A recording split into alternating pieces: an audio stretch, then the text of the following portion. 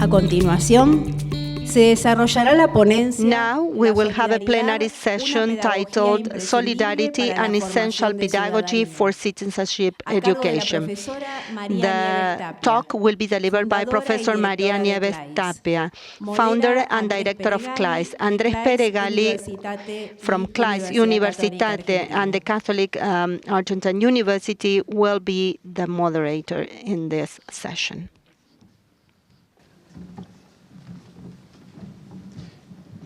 Invitamos a las personas que se encuentran paradas y en el fondo del auditorio a acercarse. If you are standing, please find a seat, and we still have some seats available here.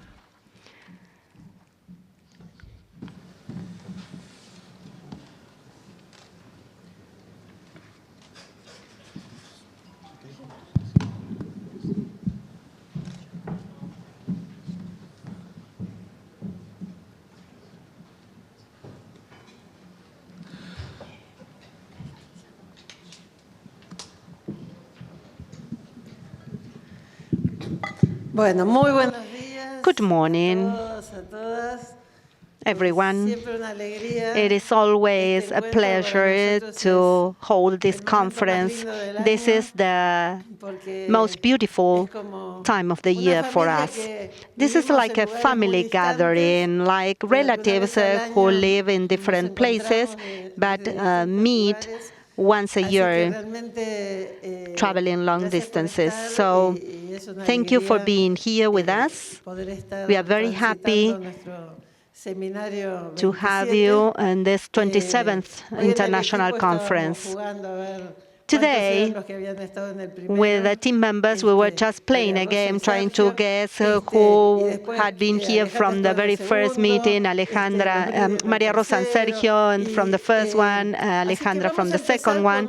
So let's have an interactive exercise now. So let's, by show of hands, who are coming here for the first time? Oh my God.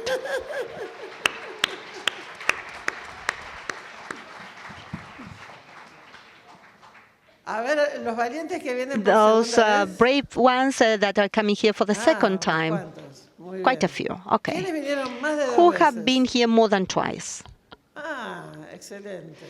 Great. Excellent.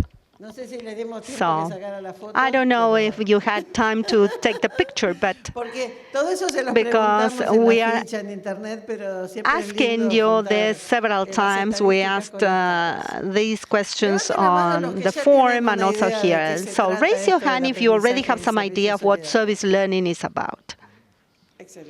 Excellent. I'm impressed. And who are already taking part in service learning projects or leading service learning projects? Great. This confirms an assumption that we had. This is actually a family gathering. All of you have been working in your own school or university, and perhaps you are under the impression that you are the only crazy person who cares about all these things. Sometimes you may feel lonely or discouraged, but this is the time when we come together as a service learning family and we inspire one another, we encourage one another, we learn more from what others are doing. And the truth is that in recent years, and this year is no exception, we have seen that the conference started with a small group of Argentine teachers in a classroom in the Lenguas Vivas school here in the capital city, grew and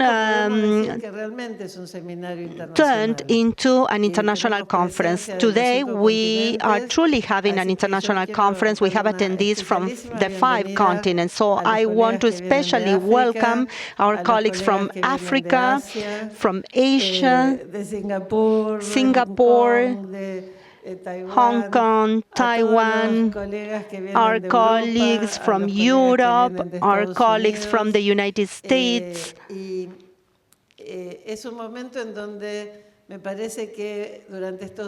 I feel that we will have the opportunity to get to know one another better, to learn more about what is happening now with service learning all over the world over these 2 days. Anyway, since we have a lot of newcomers, we are going to take just 5 minutes to give a summary trying to differentiate service learning from traditional learning.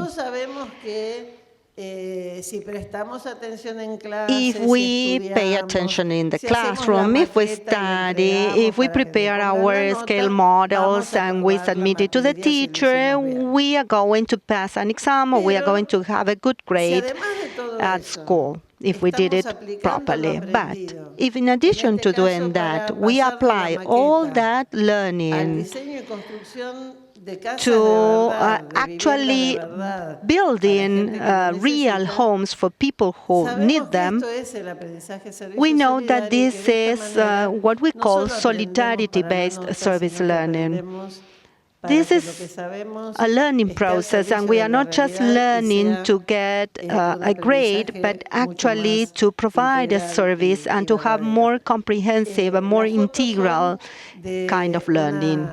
These pictures belong to a school that received the Service Learning Schools Award last year, one of the policies that has been in place in Argentina for 24 years, and the Secretary of Education earlier today confirmed that this will continue, and later on I'm going to invite the national coordinator of the service learning program to say a few words about this.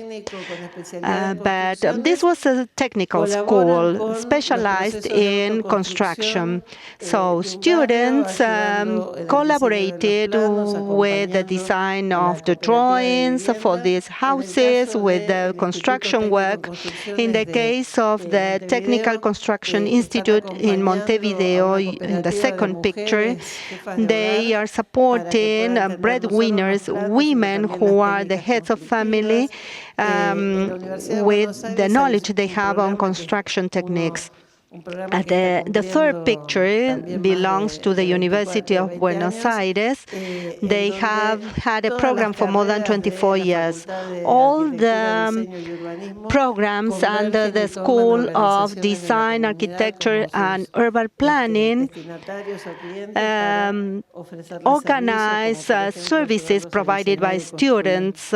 In this case, students help design and build a community center.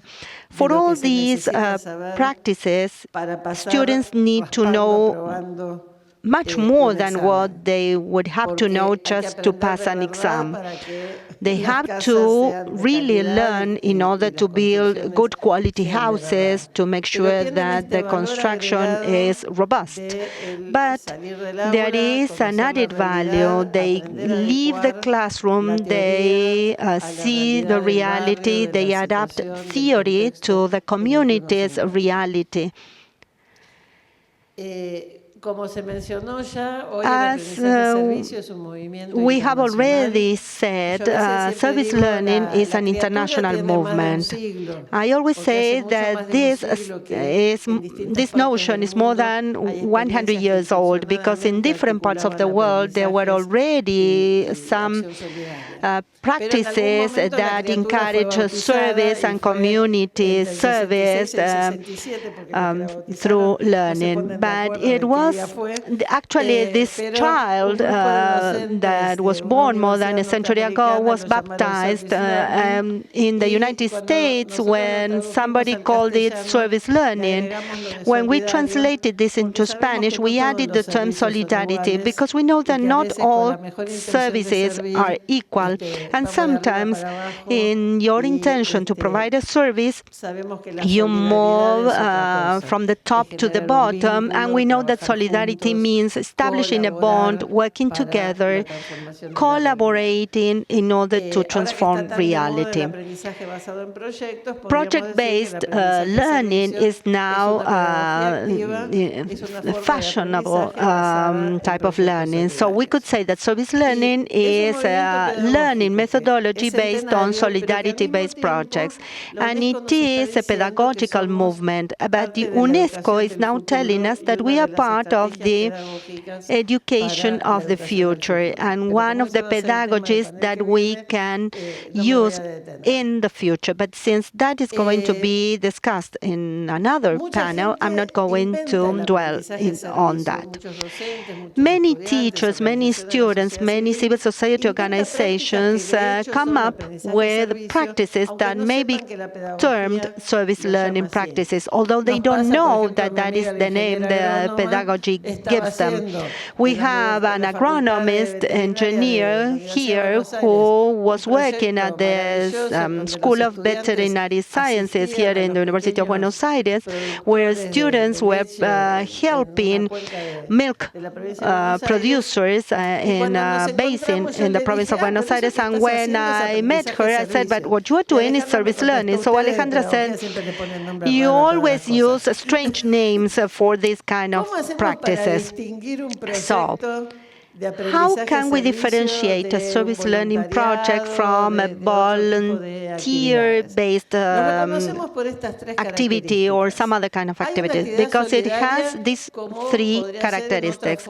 There is a service-oriented activity that could also be found in some other social intervention activities. But these experiences are not led only by teachers, they are led by youth, by young students, or by adults in certain organizations. So they are the ones who lead the project from beginning to end. And the third feature, and that is where we come into the scene as educators, is that this is planned not just to meet a requirement of the community, but also we plan what our students are going to learn during this process. What is the knowledge that they are going to bring to the field, and what they are going to learn on the field. So the world turns into a classroom. So certain knowledge is learned in the classroom and taken to the territory, whereas other types of knowledge are learned in the territory and brought back into the classroom. So in this process, we could say that the old Pestalozzi formula indicating that we need to educate not just the head but also the heart and the hands. This is a formula that has been taken up by Pope Francis.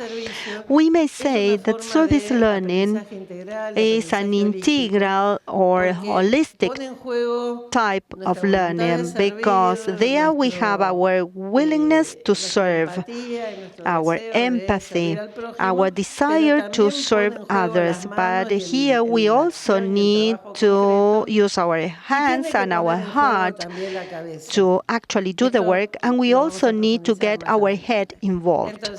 We are going to talk about this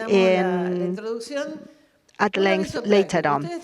This is the end of the introduction. You have received some small pieces of paper with different colors, and you can use those notes to write some questions, and at the end of this talk, somebody will collect them, and Andrés will group all those questions or comments, and we will have a Q&A. So I'll try to do this as participatory as possible. We have a large crowd here, so we won't be able to answer all the questions, but at least we will be able to take a few questions or comments. This year, a significant part of this conference will be centered around this topic. To what extent, from solidarity service learning, we can contribute to the construction of democratic citizenship. someone from an Italian organization that has been working in the service learning field for some years quoted Piero Calamandrei, a scholar from Florence who developed his career during the fascist regime, and he upheld some democratic principles. And after Mussolini's collapse, he became one of the key figures in the design of the new legal codes for the Italian Republic. So he said transforming servants into citizens is a miracle that only the school can fulfill. Transforming subjects into citizens is a miracle that only the school can make. So, it is a miracle, and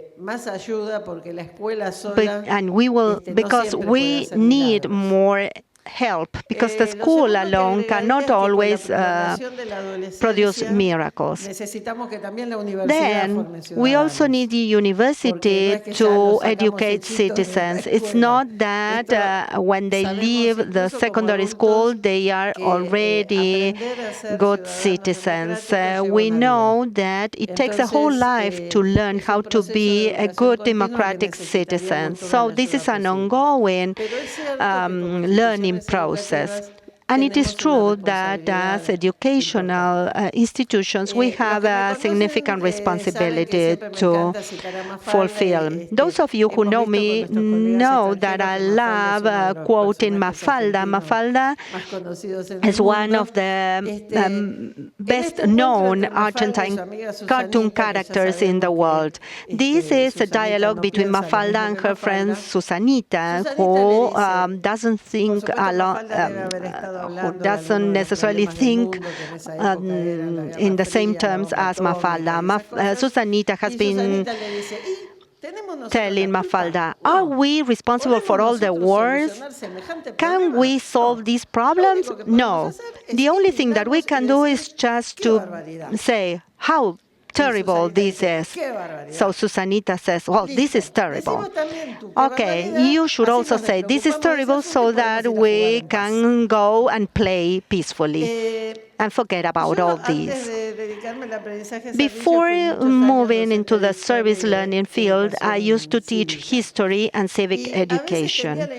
And sometimes I was under the impression that the citizenship education programs were designed so that we could have interesting discussions in the classroom with our students, ending the conversation just saying, oh, this is terrible, the world is going down, our country is falling down. That is the way of educating a king so that he will abdicate. And the responsibility is always put on somebody else's shoulders. And I think that in service learning, the first contribution that we make to democratic citizen education is precisely knowing that the state has some duties, that we as citizens have also some rights, but we also have duties towards others, and that we can actually contribute to our own societies and our world. I was thinking about Calamandrei's times in Italy when he was fighting fascism and the Second World War was coming to an end. We always have difficult times to deal with, as San Martin has said, but we have some peculiar characteristics sometimes. And now let me focus on three aspects of our global present. And I'm making this point of clarification because we as Argentinians tend to think only about our own problems. But let me talk about what is happening around the world. We see weakened democracies now. I chose the capital in the United States, the Brazilian parliament, and Kenya's parliament. The three of them were burnt, looted, attacked in countries where we thought that we had stable democracies. I think that this is just a reality check, the first one. And then some philosophers and thinkers are talking now about the post-truth time or moment. Any opinion is equally valid, and our opinions may be worthier than all the research that has been done in the world. Now, with social media and their algorithms, we end up listening to people who think just like us, and we end up thinking that that is the only valid opinion. So this leads to polarization, intolerance, attacks, and it is here where we should take on the responsibility of educating and producing democratic citizens. I belong to a generation that experienced the re-emergence of democracy in Latin America, in Argentina, Chile, and Brazil. We celebrated the return to democracy after several dictatorship governments. But the truth is that in latest survey results based on satisfaction with democracy, we see that on average we are at the lowest point. Only 28% of Latin Americans are satisfied with democracy. There was a peak of optimism in 2010 when we celebrated the bicentenaries of our independence. We reached almost 45%, almost half of the population was happy or satisfied with democracy, but only those in Uruguay and in El Salvador are above 50%. Even in Costa Rica, we are below 50%. And then you see all the other countries. Peruvians are the most pessimistic ones, and there are some objective reasons why this is happening. We know that democracy has not fulfilled all those ideals that we dreamt about in the 1980s. Not all of us have food on our tables. Not all of us have access to quality health care. We see significant levels of inequality in many of our countries. The situation is now even worse. So there is some level of dissatisfaction that is quite reasonable, but it's also risky from a democracy standpoint. And if we look at the younger generation, I took this statistical data from the US, Latin America, and Europe.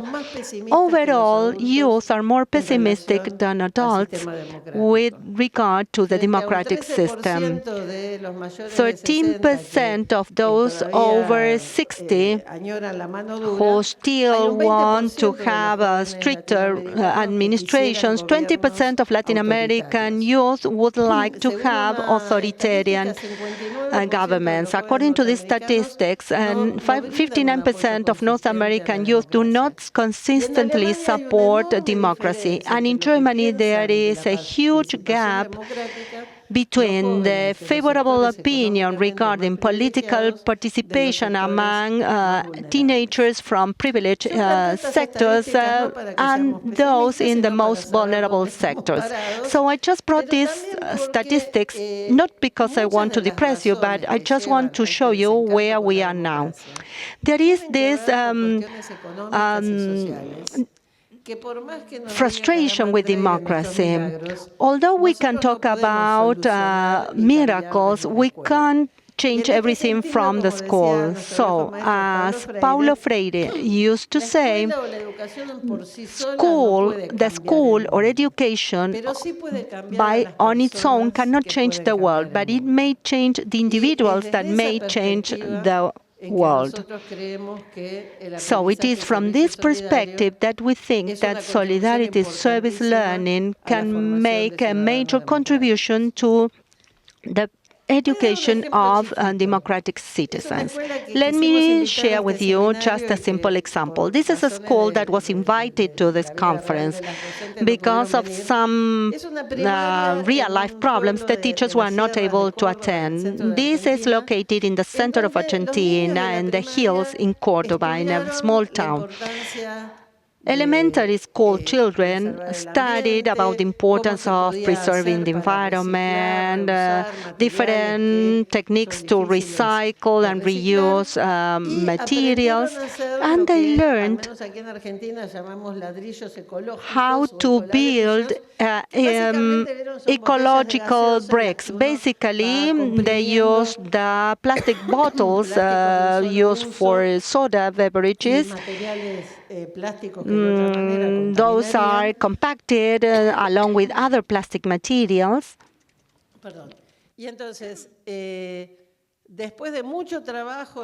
And after a lot of work to produce these green bricks and convincing the families and other schools that they should produce this kind of environmentally friendly bricks, the school with other cooperative organizations are now building pedestrian paths with these bricks, and so they are protecting the environment, and they are also improving traffic circulation in their city. This is a project where children learned a lot, and they are making a very concrete contribution to their community. This experience with elementary school teachers reminded me of this famous thought by Eduardo Galeano that I think applies to this and many other service learning projects. Yes, these are small things. They don't put an end to poverty or underdevelopment. They don't socialize the production, the means of production. They don't expropriate the Alibaba caves, but perhaps they trigger the joy of doing and translate that into acts. And at the end of the day, acting upon the reality and changing it, even if it's just a little, is the only way to prove that reality can be transformed. And I think this is one of the main contributions, if we do good service learning projects, to moving from the, oh, that's terrible, the disappointment and the inertia and the disbelief in democracy, to saying it is possible to transform reality. And if we did it when we were 5 or 10 or 15, we will keep doing it. Anyway, to be realistic, because we know that not everything turns out perfect, we need these to be good service learning projects. I remember a few years ago, I had been invited by a friend organization that works on citizen education.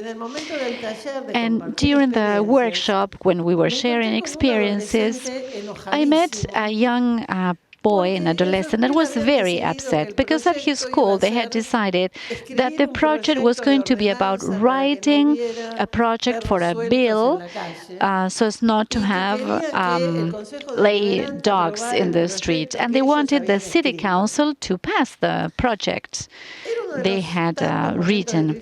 It was one of the moments of a financial crisis in Argentina. The mayor had a big problem of unemployment in the city. I mean, he had a lot of urgent problems, more than the dogs in the street, more than the stray dogs.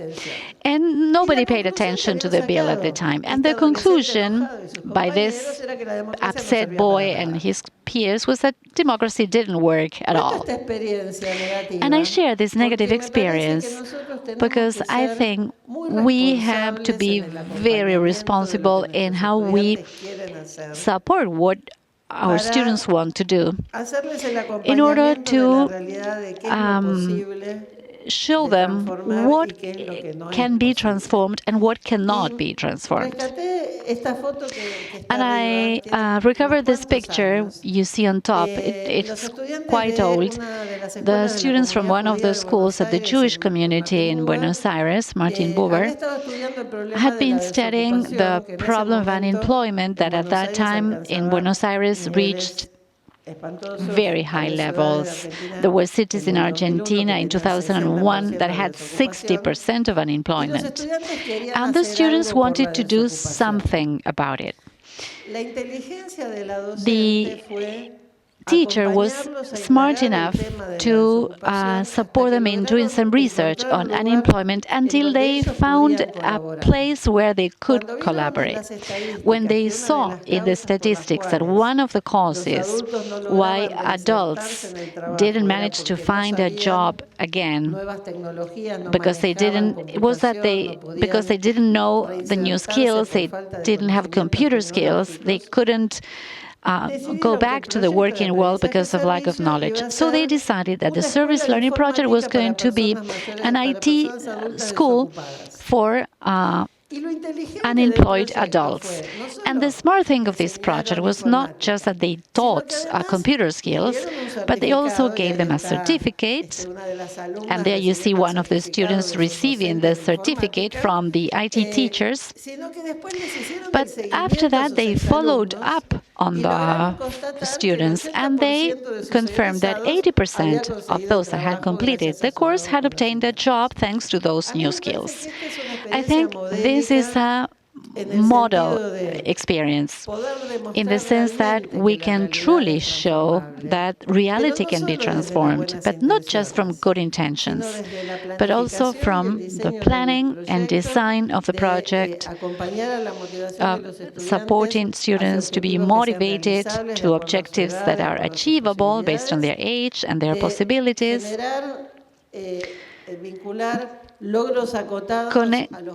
connecting small achievements to big topics. I mean, learning computer, connecting that to the problem of unemployment, and throughout the project, assess and systematize the learnings of the students, but also the achievements of the project. And there at the bottom, you see a picture of some seedlings from plantations from our colleagues in Futalaufken, because they count all the trees they have planted to reforest an area that caught on fire in the forest there in Los Alerces.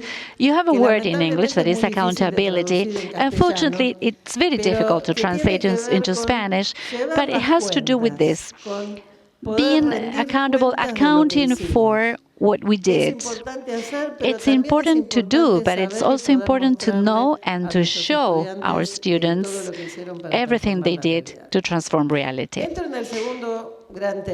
This is another important topic. By Googling, I looked for some random images. I used to laugh at the organizations in the north of the world that thought that the Earth was flat. But now we've had the first flat planet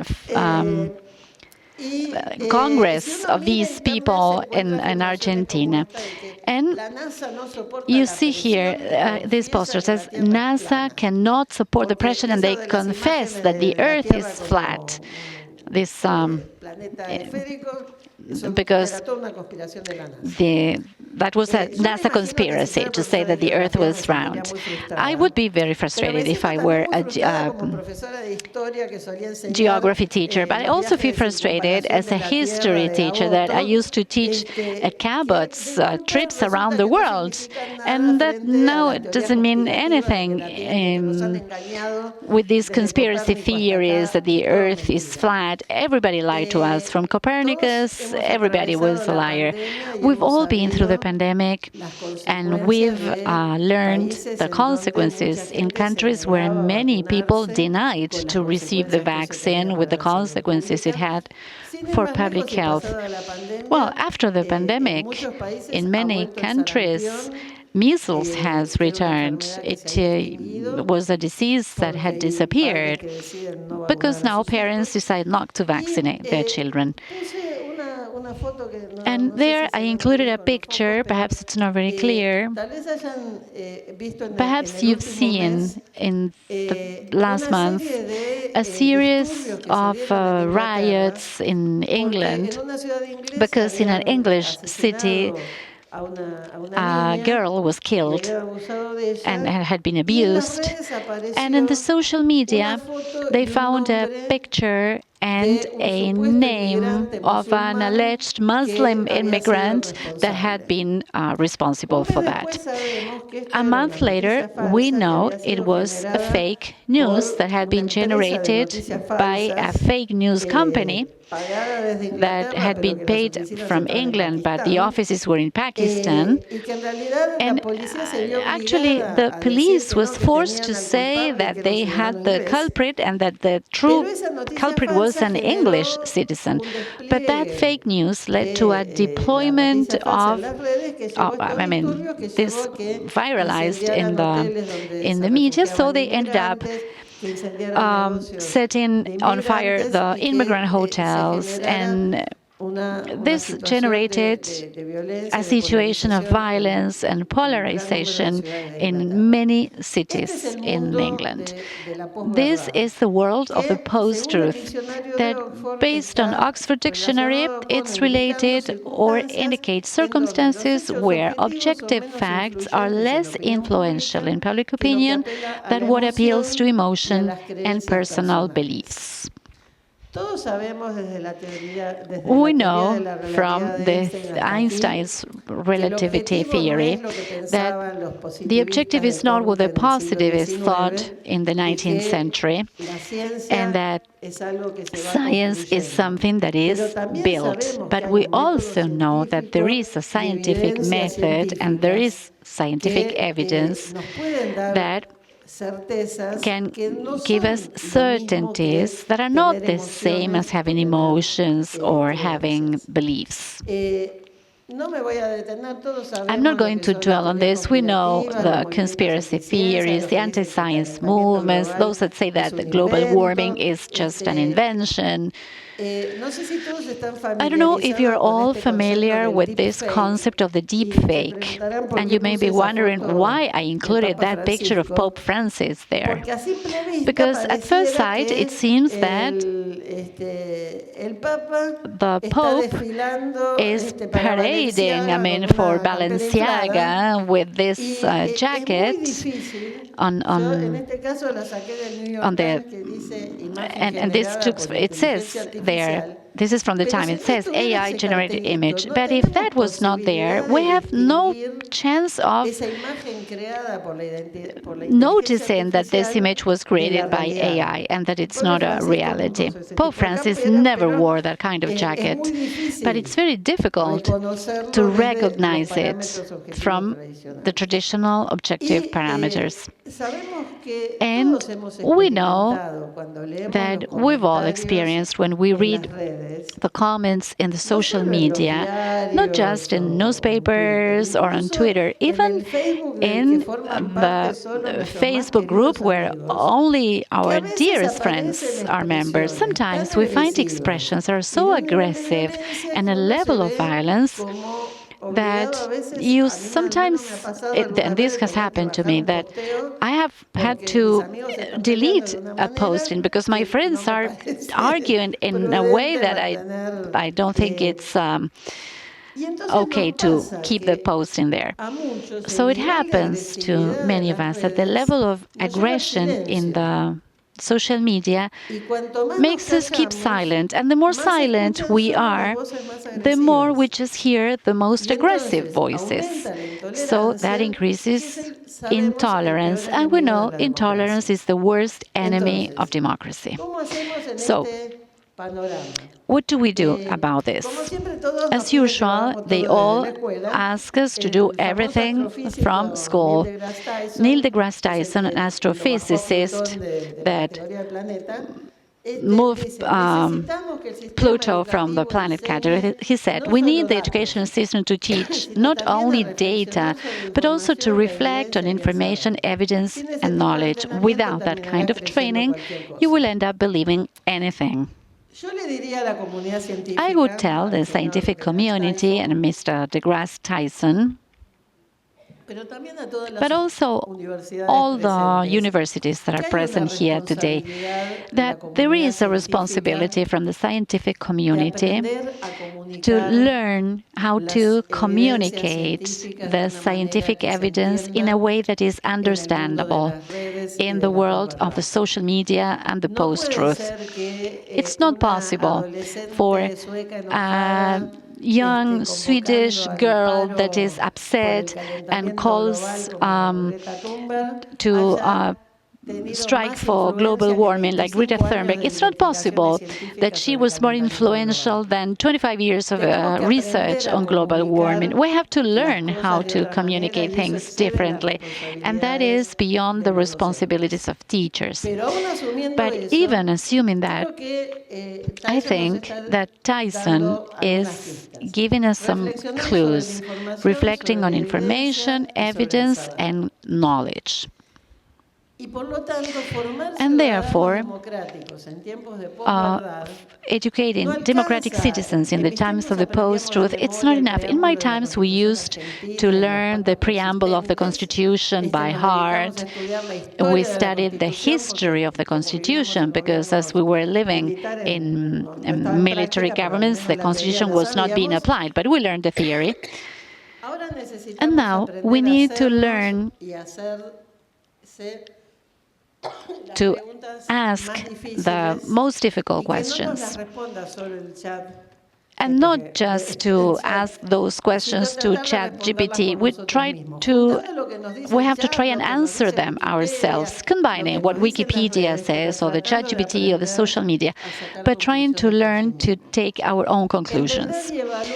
Understand and evaluate different perspectives on the same problem. And in this sense, we should be capable of helping confront the scientific knowledge with the knowledge that is present in the web, learning to navigate the ocean of true and fake information, but also learning to listen and understand the opinions of the others. I have friends whose political position in Argentina are exactly the opposite to mine. But if I do not learn to listen to why they voted, whoever they voted, why they think what they think, and why they choose whoever they choose, I'm making democracy poorer. And this is an exercise we need to do with our students. There's an Argentine educator, Guadalupe Nogués, that says we need to learn to separate the ideas from the individuals, because every individual deserves respect, but the ideas have to earn that respect. So I think this thing of separating the person from the idea is precisely what doesn't usually happen in the web, where the persons are attacked for thinking what they think instead of discussing the ideas. So in this sense, Joel Westheimer, a U.S.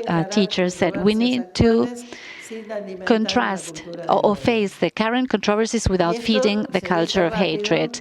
This is easy to say, but it demands a lot of training.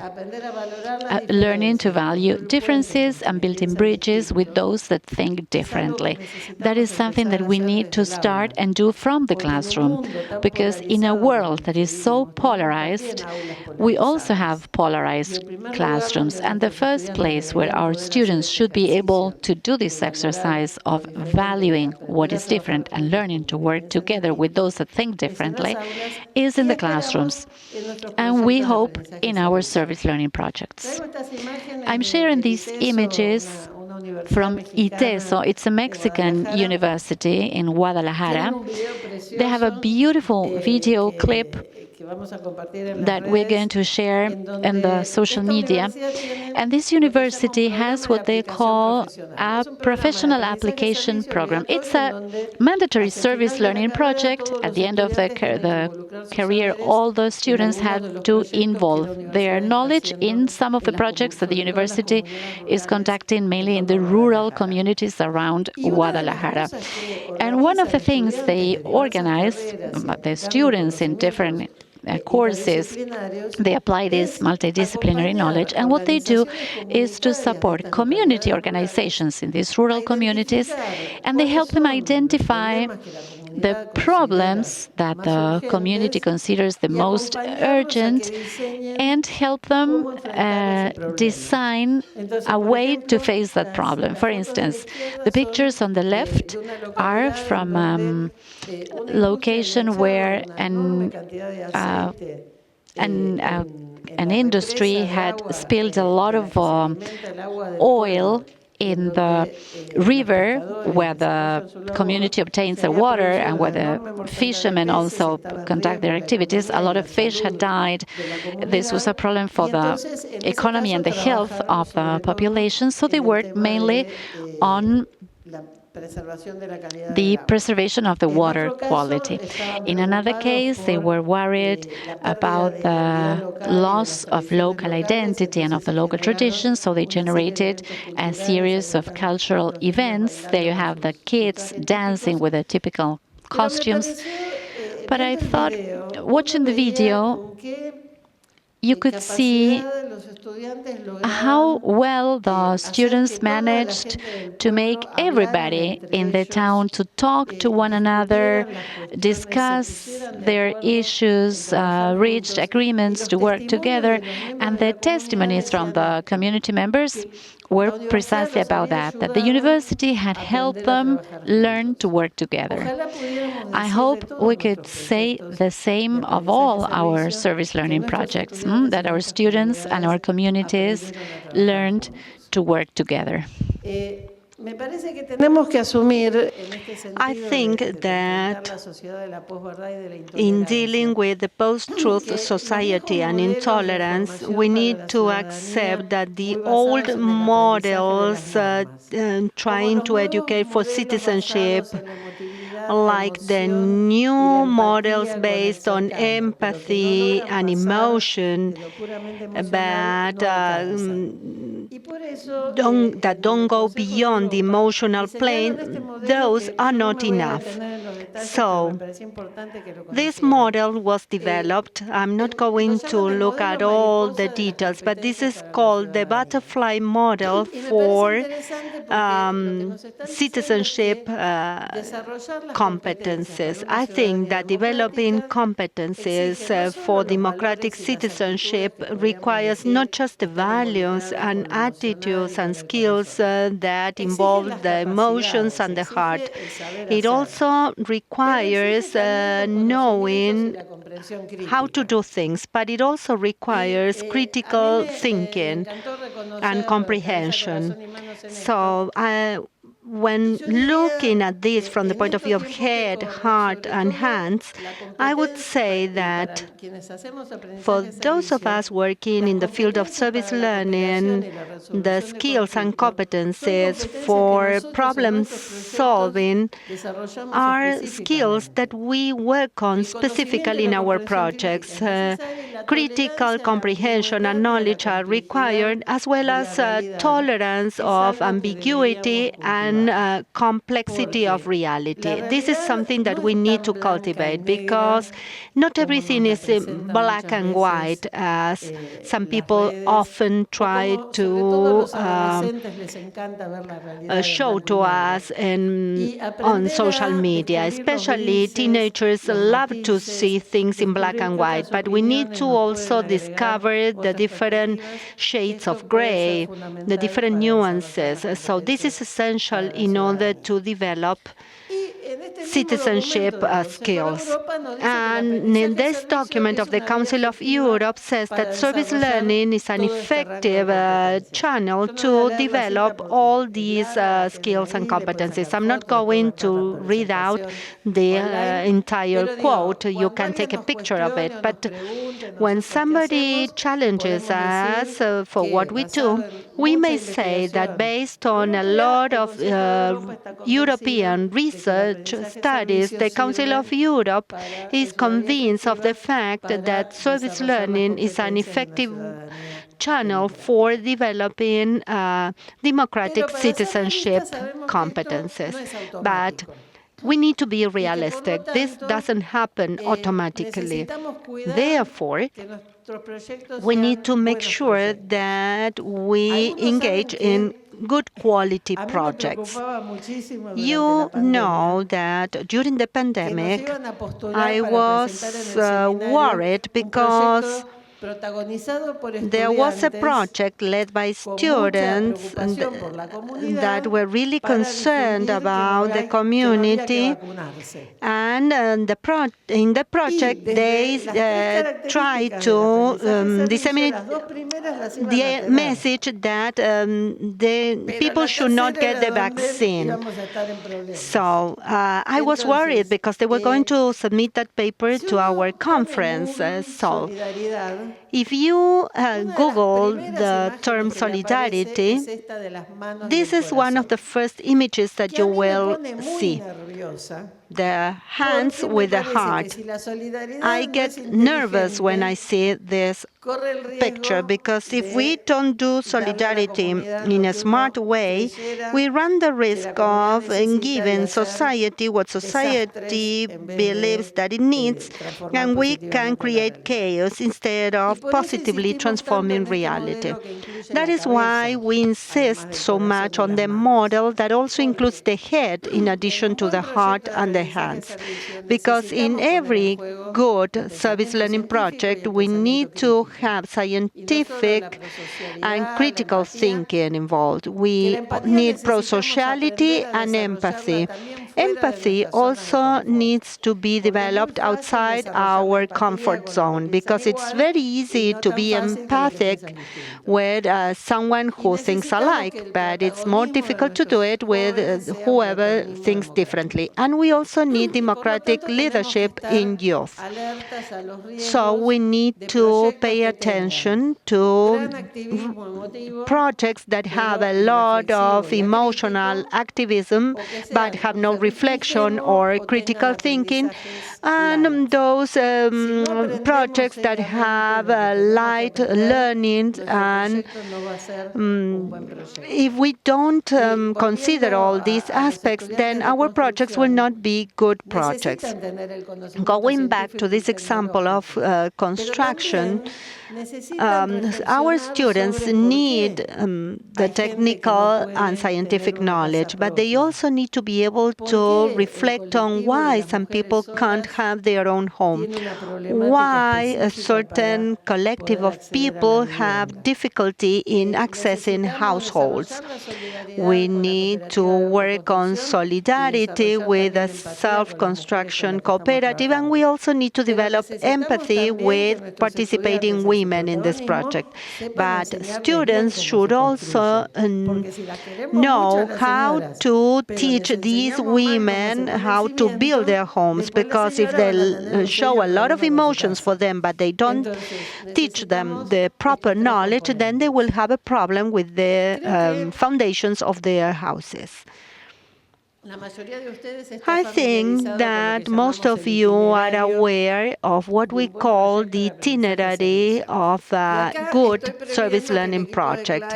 And I anticipate that the CLAYSS team looking at me in surprise because I'm now changing the itinerary that we have been using for the last 15 years. Because we took for granted that throughout this itinerary, we had some learning. Now I see some faces of despair here in the first row. But I think that we need to explicitly say that throughout the project, we need to develop rigorous learning. It is not that you can learn just anything.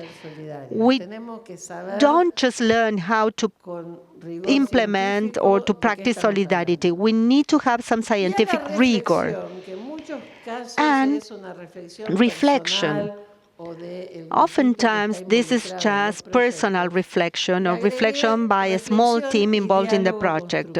But I added also constructive dialogue here, because we cannot always take for granted that the personal reflections of our students will lead to a constructive and democratic dialogue in the group or in the community. So don't panic, team. We will get this new itinerary out, but in the meantime, you have already these images and you can download them. In the process of educating democratic citizens, there is an aspect that becomes especially important. As teachers, we should not take on our own the full responsibility for designing the project. I know many cases in which the teacher spends a whole summer planning a project, and the first day in the classroom, the teacher says, this year we are going to focus on this topic, we are going to carry out activities A, B, C, we are going to work with the X community, so let's start working.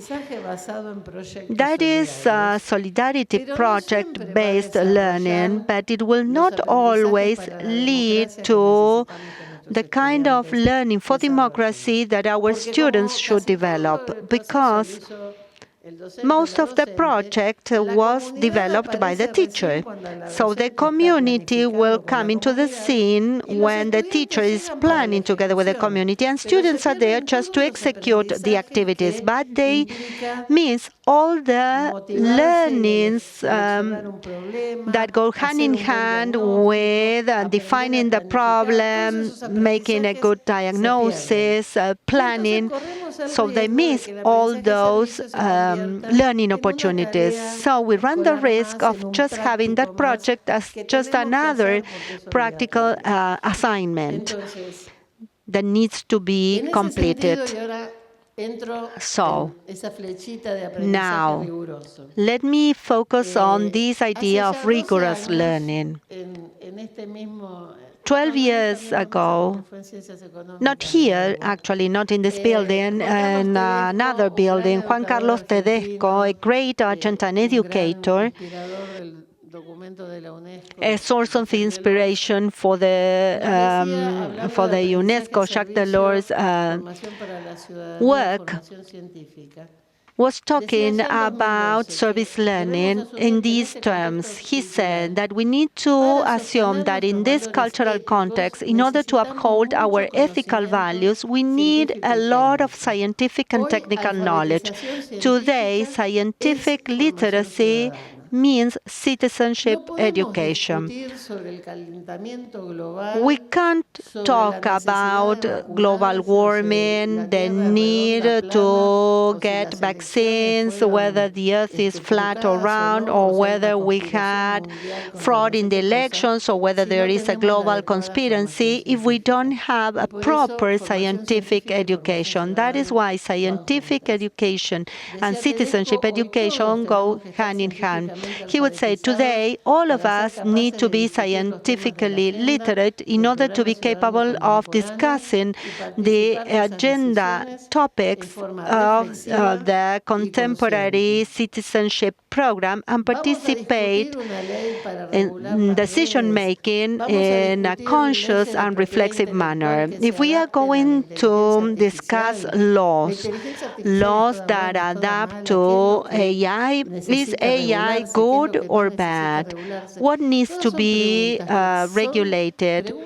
What doesn't? All these are quite complex questions for complex times. So we need to support our students in this reflection exercise. Let me bring this down to reality. This is a secondary school in the north of Argentina. One of the first schools with indigenous cultural management. So it is a state-run school, a public school, but we had the Toba and the Wichi indigenous communities who were also part of the co-management structure of the school. Some of the students belong to the indigenous communities, others are Creole, others come from other origins because they descend from European migrants. And in biology, in the subject of biology, they try to answer a difficult question. Why is it that the indigenous population in the city is more affected by TB than the overall population? Many of these children had relatives who had contracted TB or who had undergone TB treatment, but the disease was too advanced and they died from TB. Supposedly, in our country, there is a mandatory vaccine against tuberculosis. And in many cases, in the city of Buenos Aires, the TB wards had been closed down. So they did a lot of research. They conducted surveys among the Wichi people, and they realized that they were lacking dissemination materials in the native language, because just the healthcare center of the province would just disseminate information in Spanish. So they decided to create some videos, radio shows, and leaflets in the native language of those indigenous groups.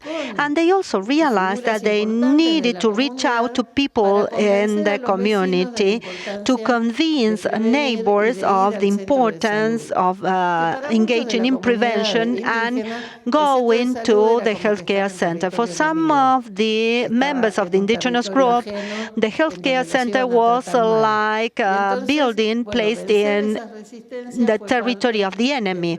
So they were able to bring down the level of resistance in the territory. I listened to the bilingual video they produced, and I thought that it was wonderful to see that integration between the indigenous knowledge and the new technologies, because they are innate or native YouTubers. But actually, they did a lot of research before reaching out to the community. They can give you a clear explanation why you need to be vaccinated, why it is important for you to go to the healthcare center, because they did a lot of research in that project. This is another project that I enjoyed a lot. It belongs to a small rural town in the north of Argentina, in the province of Tucumán, in this case in the northeastern part of the country. This was in the middle of the COVID-19 pandemic.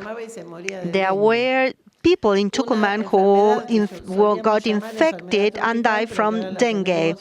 It used to be known as a tropical disease, but today we have dengue infections even here in the city of Buenos Aires.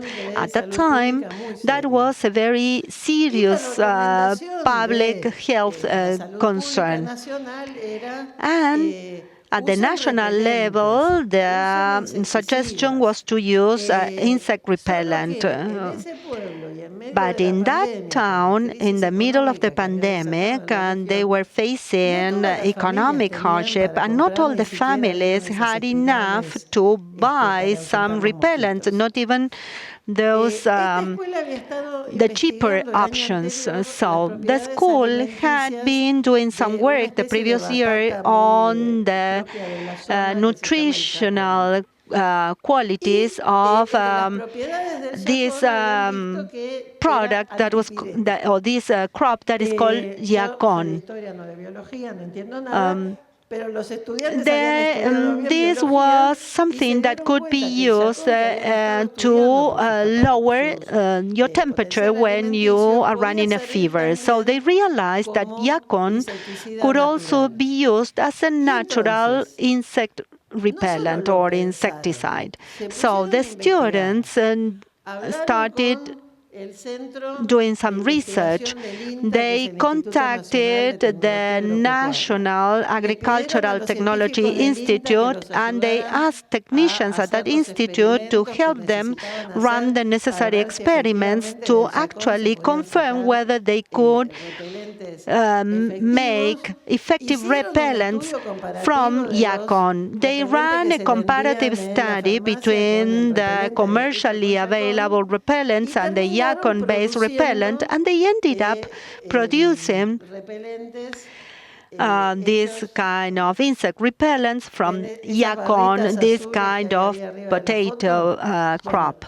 You see the bars up there in that photo. So you just light that bar, and that serves as an insect repellent at home. So the students produce some YouTube videos to give instructions to the neighbors on how to produce those repellents with those materials. So in that way, they found an economical and effective and natural way of preventing dengue by repelling mosquitoes. I don't know whether they asked themselves these questions or not, but if this were my own service learning project, in this arrow where we have reflection and constructive dialogue, I would ask myself the following questions. Why do we have dengue now in this region when we didn't have it before? Is this due to climate change? What is climate change? What should we do about this? Do we need to get a vaccine against dengue? What are the risks and advantages of getting a vaccine? And the most difficult question, why don't we have enough money to buy the repellents? Why do we need to invent new repellents? And why hasn't the school obtained a patent for these repellents? Actually, we should help schools get a patent for their own inventions, because I think that the yacon-based repellent was a breakthrough. Now, I'm coming to the end of my talk because I want to leave some time for a Q&A. Developing critical thinking is very important. This is attributed to Francis Bacon, but I'm not sure if it is his quote, but I think it is very interesting. Critical thinking is having the desire to search, or is a desire to seek, patience to doubt, fondness to meditate, slowness to assert, readiness to consider, carefulness to dispose and set in order, and hatred for every kind of imposture. I'm focusing here on patience and slowness, because when we do service learning, we know that we can't change reality overnight just with the click of a button. We need to put in effort, we need to put in time, we need to give time to the community. We need to give time for a dialogue. And you can't just fix things by posting whatever comes to your mind. And it may be quite easy to just like all correct, politically correct thoughts in campaigns, but in order to transform reality, you need to be patient, you need to be careful, and you need to devote time. A few years ago, the Ministry of Education published some guidelines for the development of service learning projects, and they said we need to reflect on these aspects, and I think this is still valid today. And I would say that we need to produce more guidance for personal reflection, more spaces for group conversations, and more spaces for having a dialogue with community partners. These are practices that require training, exercise, practice, and in the educational system and in community-based organizations, we have the ability to do that. Throughout this itinerary, we can establish links between local problems and global problems and the SDGs, the Sustainable Development Goals. We can compare what we find on the internet and with what we see in the field. And this is extremely important. We need to double-check the content that we find, but we also need to produce content for the web.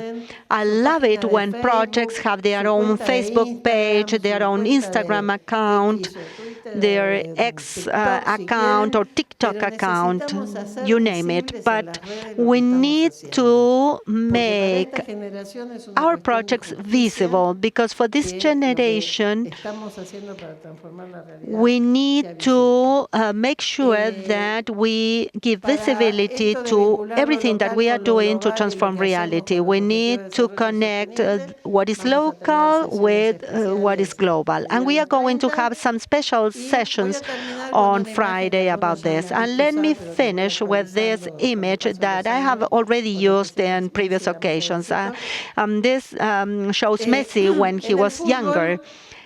In soccer, as it is called in some countries, but we call it football here in Argentina, sometimes we just talk about going to the drawing board, or to perhaps now they use LED screens. A good footballer knows that what is planned before the game is one thing, and what you do on the pitch is a different thing. Perhaps you had a great strategy, and in the last minute you get Mbappé scoring a goal, and you almost lose the World Cup.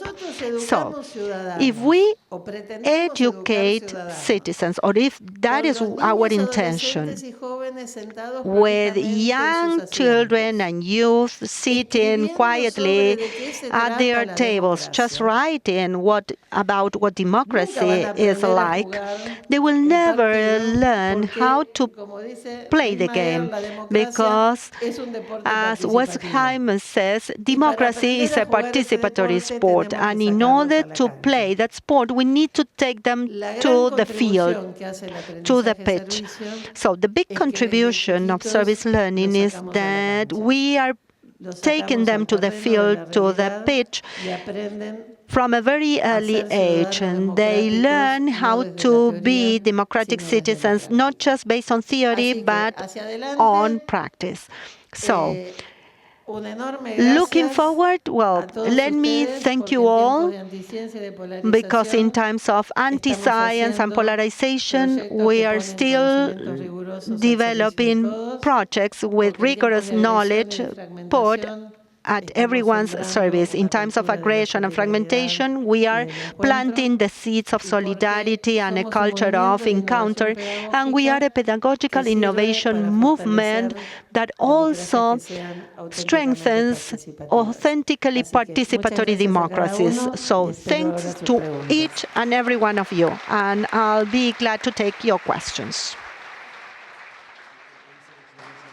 I will be selecting some questions. Many of the service projects need resources. So how do you give an answer to that need for material resources? A classic question, and it's always necessary. Our answer in general is the following. One of the things that a good democratic citizen should know is that the reality is not transformed for free. And part of a good service learning project is knowing how many resources are needed and where they can be obtained. I know wonderful projects that were only done with the resources available at the school.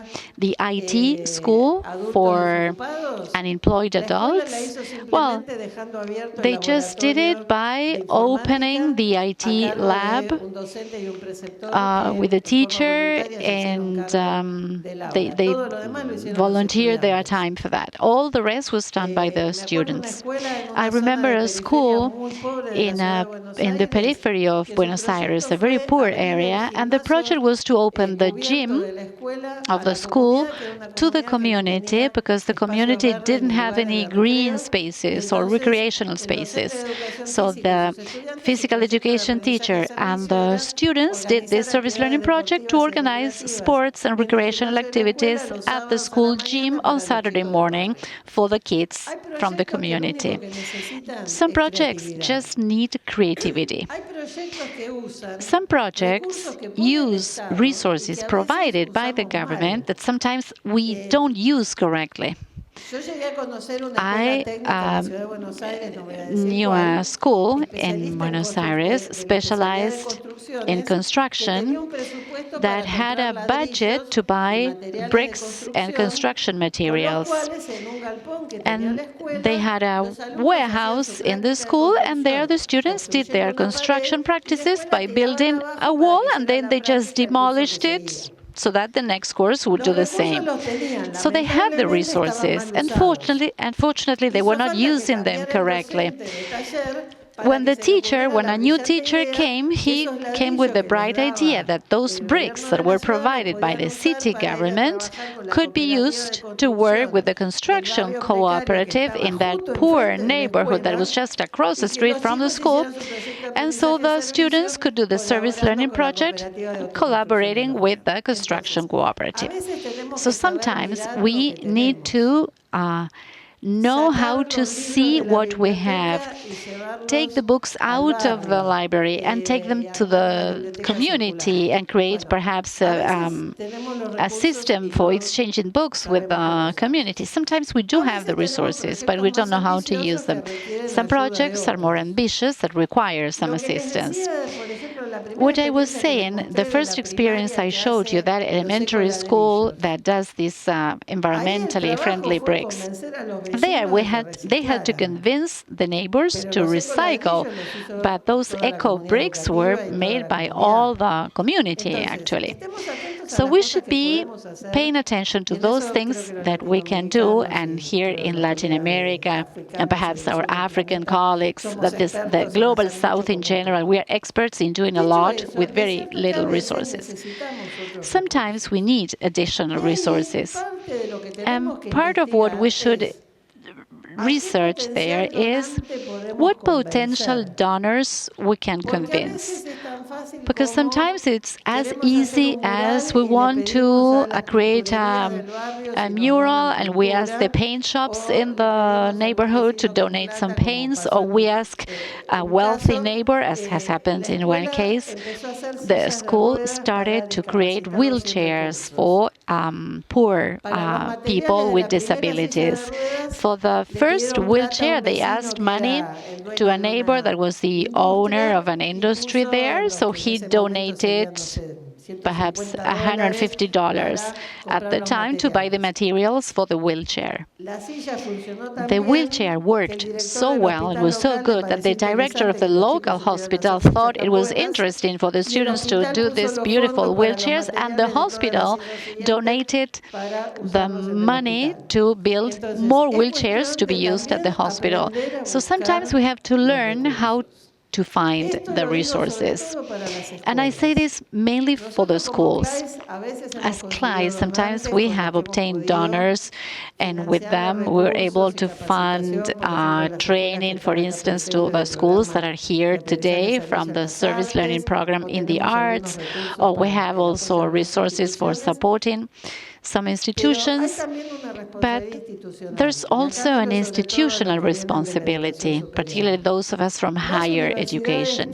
Universities have the possibility of having resources or developing resources. And when the universities talk about social responsibility, the first thing we have to do for social responsibility to be authentic is for it to reach the pocket. And the administrators should support the academic secretaries and the outreach secretaries in the service learning projects. We have a couple more questions here. Perhaps in this discouraging context, perhaps Nieves can give us some inspiration. They're similar. How we can present a service learning project in a school or in a group that is not interested, and how can a student join the service learning project if there's no teacher that follows this pedagogy? I will start with that one. Along the years, we have found some projects that started at the initiative of students' organizations or a group of students. Those of you who know me know that I started at the Ministry of Education of Argentina, and in my initial years at the service learning program, I felt that one of my main roles was to say the principals of the schools that it was not prohibited to do solidarity activities in the community. Because, for instance, I had found a group of students that wanted to install solar panels in a rural school, and they were doing it on their own and with the clandestine support of a teacher because the principal of the school had not authorized the project.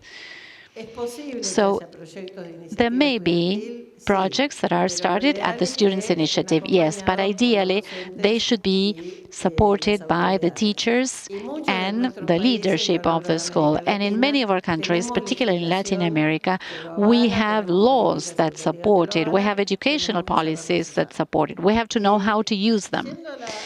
And going to the other part of the question that is perhaps more complex. Very often, we think, or it seems to us, that, oh, these youth today, they're not interested in anything. And I always quite scared of those teachers that say that. Because it seems to me that what we need is time to listen, because sometimes they're not worried about the same things as we are. Perhaps they're not interested in doing the project that I would have liked. But if we take the time to listen to them, we can discover that perhaps common interest. I remember a friend of mine that remembered those courses that sometimes in schools you have third grade A and B, and we know that those that are in B are those that are not going to have a good achievement. They're not going to pass to the next year. So she had this class, and the previous year they had even had to call the police because of the level of violence in the classroom. So she tried to be with the students during the breaks, and she listened to them talk about their elementary school, and they were saying to one another, And what do you want if children are starving? And she realized that they were talking about their own childhood and their present. And behind that inability to study or being engaged with the school, behind that there was a starvation problem.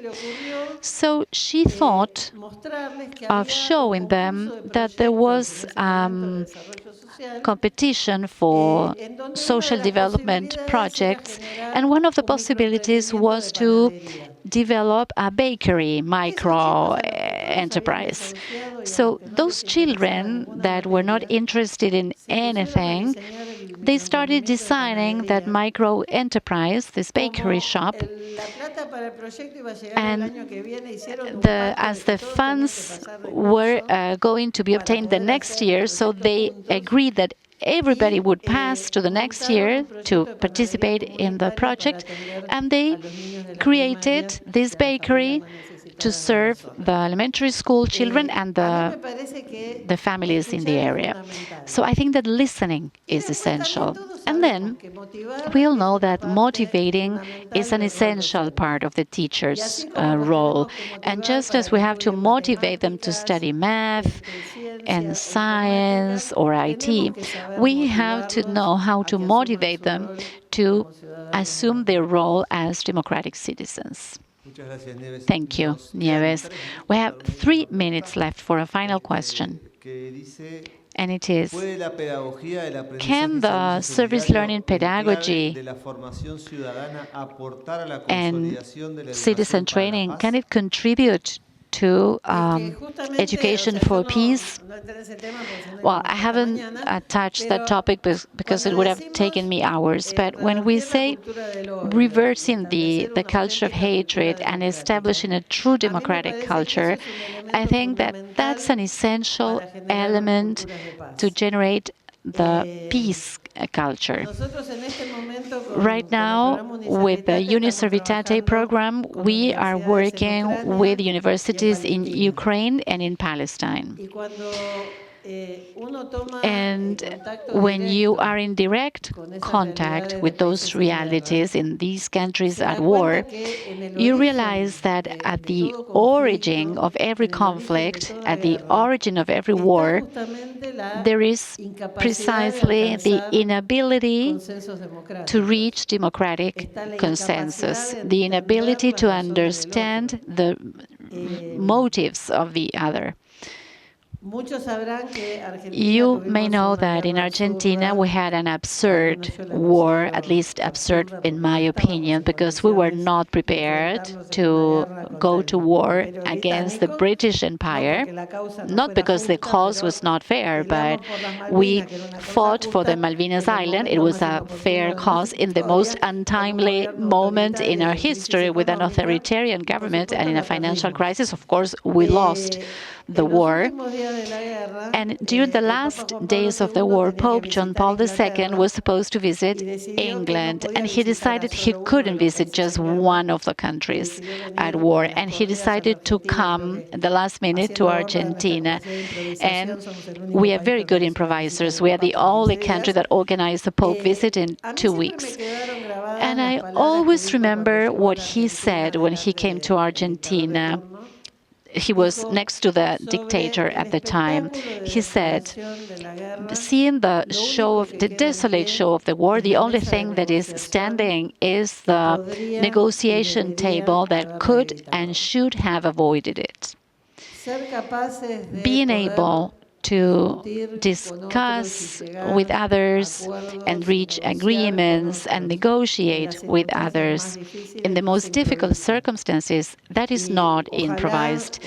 And, well, I hope the Russians, Ukrainians, Israelis, Palestinians can negotiate a fair peace for all. But building an education for a peace culture starts from kindergarten, and we can do it with service learning. Thank you so much. Thank you, Nieves.